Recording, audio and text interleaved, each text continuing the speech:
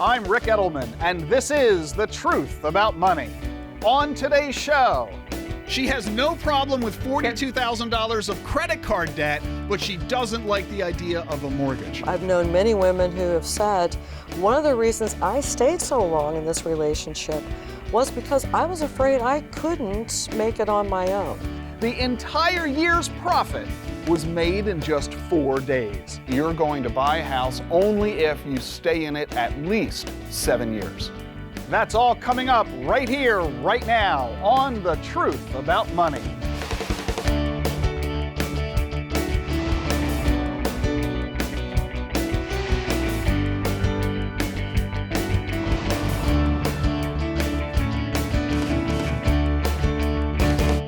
Over the years, I've encountered a number of people who have been ripped off by crooks and con artists who pose as financial advisors.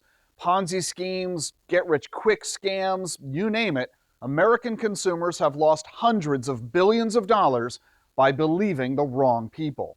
Well, we wondered how many of you have been a victim of fraud, and here's what we found.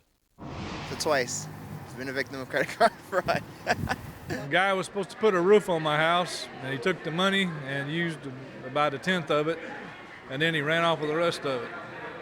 Took him 5 years to find him before they put him in jail finally. Surprised that somebody could actually go into your bank account and take money out.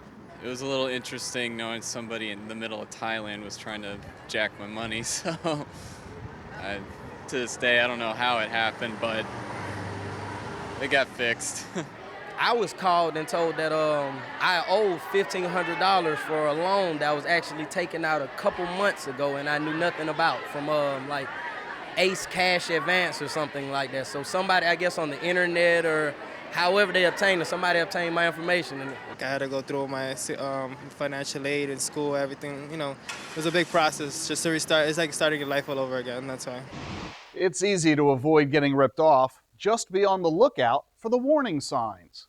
In fact, here are 7 red flags that are your cue that a ripoff is underway. First, stay away from anyone who makes a big deal out of his ethics, honesty, or trustworthiness. Honesty's a given. You shouldn't have to brag about the fact that you're honest, so watch out for anyone who promotes the fact that he's an honest guy. Second, never ever write a check for your investment that's payable to the advisor or his firm directly. The only check you should ever make payable to an advisor, if at all, is for his fee, never for the actual investment that you're buying. Whenever you write a check to buy investments, make that check payable to the custodian handling your account.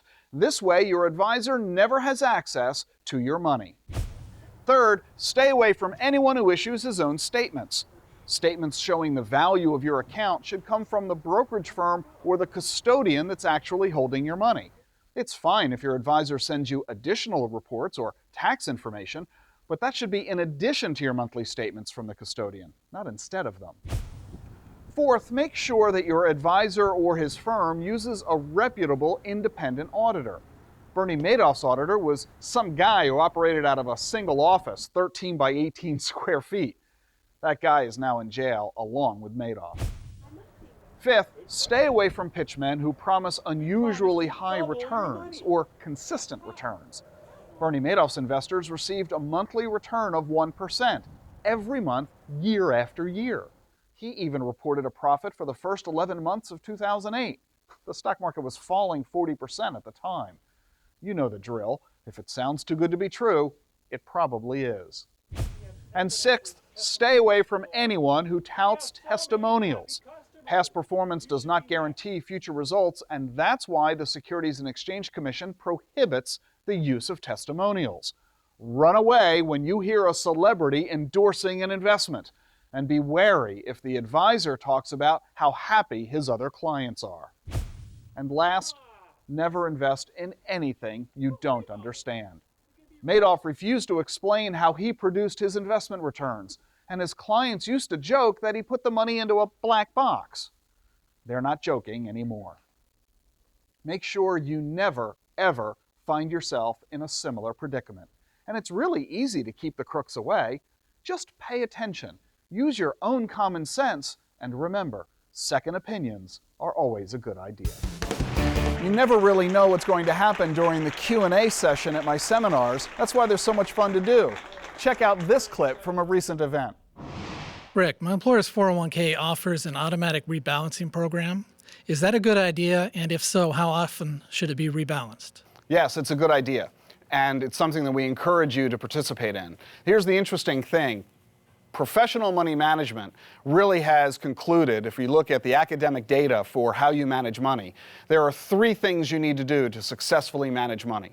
One is to invest for the long term. Don't allow the current market events to sway you. Don't buy because things are exciting today, and don't sell because things are bad today. You need to look long term. And I don't mean for 6 months or a year. I mean the next 10 years, 20 years, 30 years. Look long term. Second, be highly diversified. Don't make big bets. Don't put all your money into the stock market because you're motivated by greed, and don't put it all into CDs because you're motivated by fear. Diversify so that you have your money spread out in a lot of areas. And third is the point you just raised, rebalancing.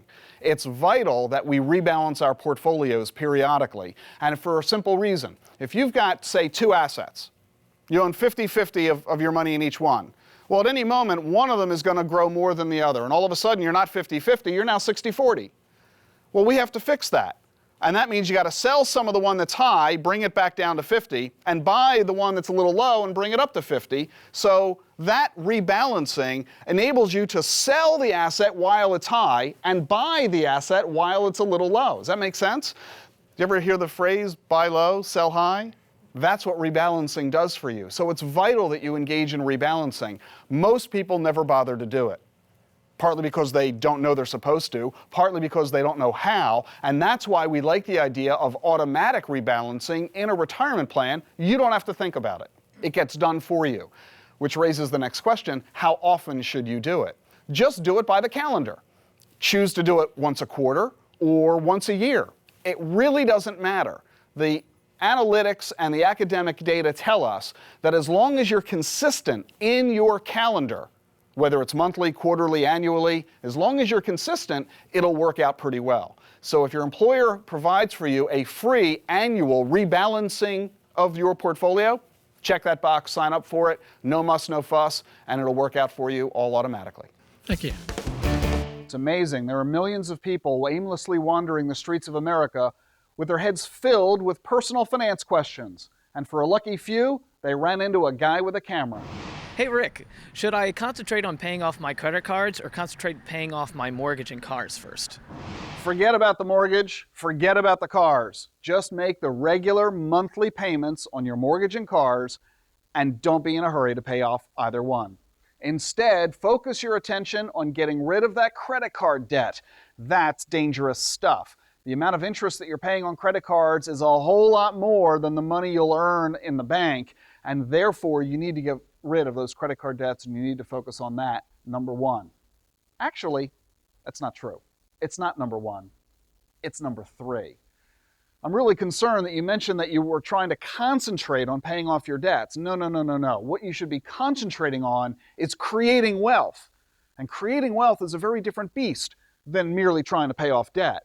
A lot of people think that if they pay off debt, they'll be an easy street. Wrong. If you pay off debt, all that means is you've dug yourself out of the hole, but you're still at ground zero. What you need to be focusing on is truly creating wealth. And that means you need to do 2 things even before you try to get rid of those credit cards. The first thing you've got to do, and this might surprise you a little bit, is to participate in your retirement plan at work. I know it might sound crazy. Why would you want to take money out of your paycheck to save for retirement for 30 years away when you're dealing with credit card debt? The reason is simple. If you wait to pay off the credit cards before you begin saving for retirement, guess what? You'll never save for retirement because you're probably going to have credit card debt your entire life. Most people have debt of some kind throughout their working careers. It's just inevitable. So don't delay saving for retirement. The biggest weapon you have for retirement saving is time. The younger you are when you start, the more money you'll have in your retirement account at retirement. Therefore, start now by participating in your retirement account. After you've done that, you are ready to begin focusing on the credit card payoff. So clearly, pay off the minimum required on every card, and then take every other available dollar and throw that to the card that is charging the highest interest rate. and keep doing that until that card is gone, and then go to the next card and so on. We also have to tackle one other really important issue. Are you still adding to the credit card balances? Because if you are, paying off the credit cards will be much more difficult. We can't fix the patient until we stop the bleeding. So we need to figure out, why did you create this credit card debt in the first place? Are you still engaged in that dangerous behavior? And we need to examine your income and expenses to help you get out of that trap. We've got complete information on how you can get out of debt. All of it's available at our website, thetruthaboutmoneytv.com. Take a look at it there. It'll really help you out.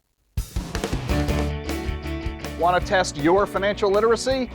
That's not an option. Here's our daily quiz. What portion of American adults age 40 to 60 are helping to support both their parents and their children at the same time? 2%? 7%? 13%?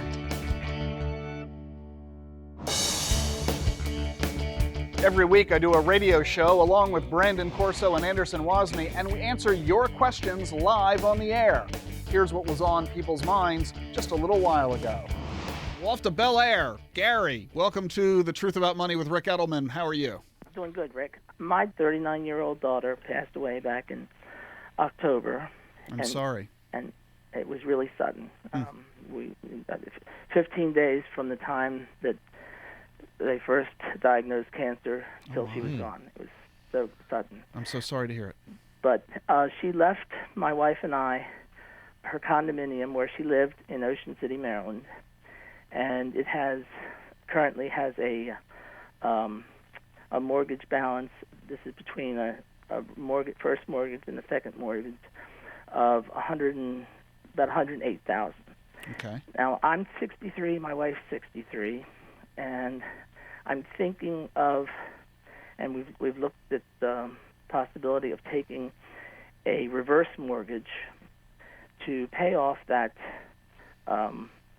property. We would really like to keep it in the family. Okay, and use it yourselves? Yes. And what was the value of the condo, would you say? About $260,000. Okay. And your motivation of the reverse mortgage is to eliminate the need for you to make mortgage payments? Right, because since I'm 63, I'm fairly close to retirement, and another problem that we've been working on, and I didn't even know that this was going to come up. I found out in April last year that we had my wife was running this up, a credit card balance of $42,000. Oh my goodness! We now have it down to $24,600. All right, let me ask you a question. How did your wife accumulate the credit card debt? Was it just willful spending? Yeah, yes. Okay, and I think she's addicted to QVC. That's not an uncommon phenomenon. And you think her behavior has changed? Yes, I mean we're consciously now working on it, and she's finally decided yes we need to get rid of it. All right, the short answer to your question is that I do not believe that a reverse mortgage is your answer. First of all, it's not your primary residence, and generally my understanding is that reverse mortgages are only available to your primary residence. They want you living there. We were going to take it on our primary residence. Oh, you're going to do the reverse mortgage on your primary. Well, then let's talk about that. What's your primary residence worth? The recent assessment was for $262,000. And what is the mortgage balance on that? 0. That'll work. Well, I'll tell you what my wife, and I can't believe with having the credit card debt that we had, she cannot stand the idea of carrying a mortgage. Now, oh, this is now wait a minute. She has no problem with $42,000 of credit card debt, but she doesn't like the idea of a mortgage. That's the irony. That's not irony. That's psychosis. I mean, come on. What we need to do is we need to get your wife into counseling, and I mean that not as a pejorative comment, but as a real one, because your wife has some issues that are manifesting themselves in exhibition of financial management. So we need to understand why she feels the way she feels about money to help her cope with the financial implication of her decision making and her behavior. And family counseling may be advisable as well to help her deal with this. And along the way, she needs to recognize that she has abdicated through her bad behavior. She has abdicated the right to make financial decisions, such as, I don't want a mortgage. she loses. She had the chance to do that, not anymore. And until she agrees to engage in proactive, positive behaviors, such as meeting with a counselor who can help her deal with the issues associated with her compulsive spending, with her attitude over mortgages, she doesn't have the ability to say, I don't want a mortgage on the property. That's sorry, she loses. I think that came from her father embedding it in her head. Well, all money issues come from our mom and dad. Yeah. Everything is our mom and dad's fault. We know that, right? That's not the point. I don't care. Let the psychologist or the counselor figure out what's wrong and how to fix it. As a financial advisor, I just want to get you to make the right financial decisions. And she needs to recognize that she's part of the problem, and she has lost the right to try to influence the solutions at this stage. The portion of American adults age 40 to 60 who are helping to support both their parents and their children at the same time is 13%.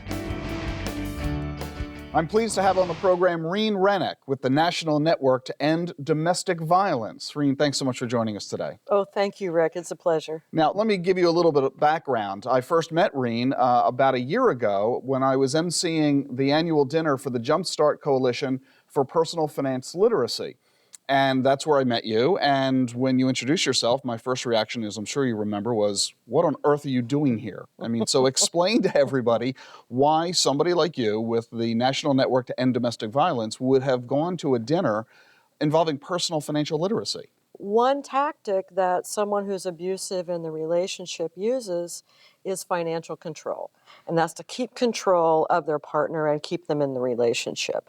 So one of the things that we do is help victims understand how they can increase not only their financial literacy, but then also help them figure out a way to create a way for their physical safety and their financial safety. How many people are victims of domestic abuse in this country? The statistics are 1 in 4 women will be a victim of domestic violence at some point in her life. Is it always a woman who's the victim? Not always. The statistics are 85% are women with a male being the batter. Okay. But then there's that other 15%. And in that percent, we also know that domestic violence occurs in gay and lesbian relationships, and also that women can be abusive to male partners. Well, it kind of falls into 2 categories. One being that person restricting that person's ability to have access to the funds. And that might be keeping them from working, sabotaging their work efforts, or it might be saying, you know, I'm going to give you an allowance. And of course, over time, the allowance gets smaller and smaller. So one of the reasons that women don't leave those relationships, aside from all of the psychological and emotional issues associated, is the pure financial. If I leave, where do I go? I don't have any money. I don't have any access to any money, and so on. And so they feel trapped in that relationship. That's a powerful way to control somebody. And, you know, I've known many women who have said, one of the reasons I stayed so long in this relationship was because I was afraid I couldn't make it on my own because he's hidden the assets, or because he's ruined my credit score, he's run up lots of debt, and I won't be able to make it. So how do you counsel women who are in that kind of a situation and feel that they're trapped? What steps can they take? What can they do to get out of this situation? Well, I think, first of all, if you think you're in a battering relationship, trust your instincts, because you probably are, but then get some information. Call a domestic violence hotline or a domestic violence program. Then start thinking about ways that you can make plans for your physical safety and your financial safety. Safety and finances are very much tied together. What's the hotline going to say to you? What's the first thing they're going to tell you to do? Start finding some way to get some funding of your own or access to it. Like, how do you do that? Well, and it might be that, let's say you get a raise and you have a direct deposit into your account. Open a separate account where part of that fund goes into a new account if you have a job. It might be that you start saving change from groceries. I've heard lots of women say that that was the only way they could get some money of their own, was they started saving change. Oh, goodness. That and putting away. You know, saving pennies and quarters doesn't strike me as being able to amass the kind of money you'll need to be able to go get your own apartment somewhere. How long were these women trying to do that, and how how long did it take for them to be able to make the move financially to get away from that relationship? It can sometimes take years. Well, it was interesting that one of the statistics that you've developed at the organization is that over 95% of the women surveyed said that financial issues were a key element. I mean, I've always assumed that when it comes to a project to end domestic violence, it's a safety issue. It's physical safety for the victim and the children. But in fact, although of course that's obviously true, 95% also say that it's the finances that are a key element in their ability to break away from that relationship. Absolutely. And of course they're worried about safety.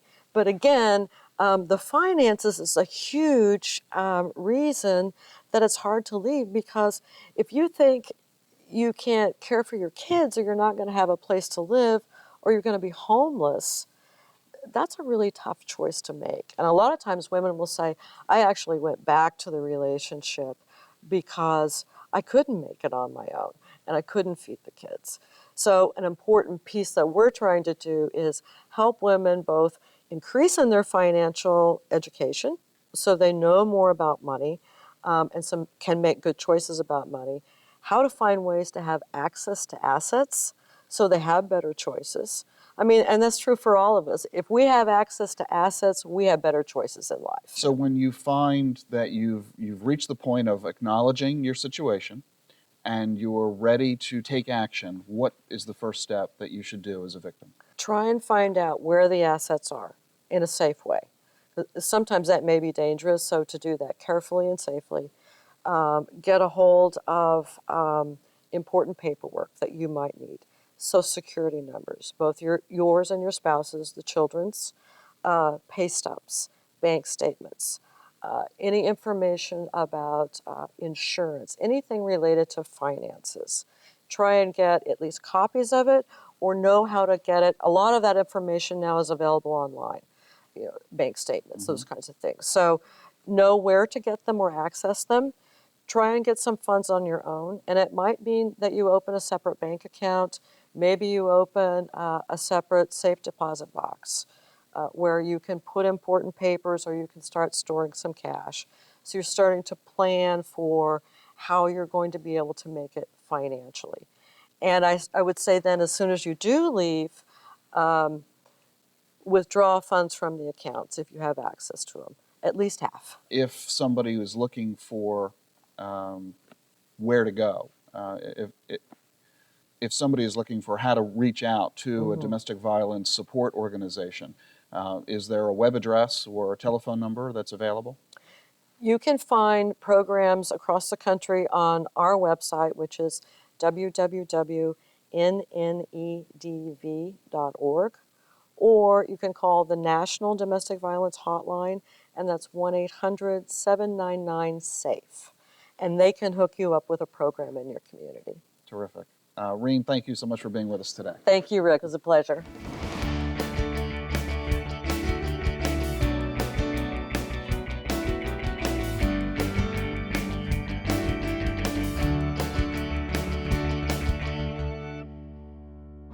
Before we go, check this out. If you were invested in 2010 for the entire year from January 1 to December 31 in a portfolio that mimicked the Dow Jones Industrial Average, you would have made a profit of 14%. But check this out. If you had missed the 4 best days of the year, you would not have made 14%. You would have lost 5%. That's right. The entire year's profit was made in just 4 days. 4 days made all the difference.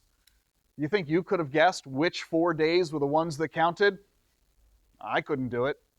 Nobody could. So do yourself a favor. Don't try to guess when to buy or sell your investments. Stay invested fully all the time. And that way, you'll be sure to be invested when it really counts. And that's the truth about money. I'm Ric Edelman. Thanks for watching.